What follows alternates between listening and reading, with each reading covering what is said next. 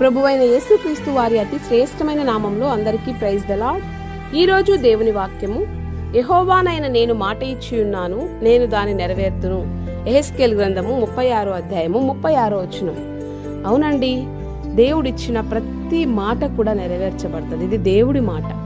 మనుషులు మాట ఇచ్చి మర్చిపోతారేమో, కానీ దేవుడు మాట ఇచ్చి నెరవేర్చేవాడు.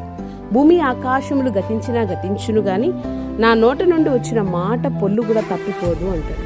కనుక దేవుడు మన జీవితంలో ఇచ్చిన వాగ్దానాన్ని ఎత్తిపట్టి ప్రభు సన్నిధిలో మనం ప్రార్థించినప్పుడు ఖచ్చితంగా ఆ వాగ్దానాన్ని మనం స్వతంత్రించుకుంటాం.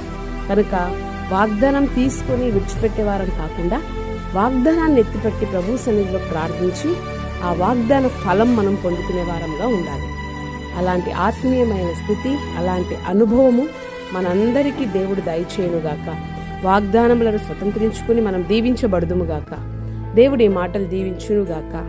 May God bless you all. Amen.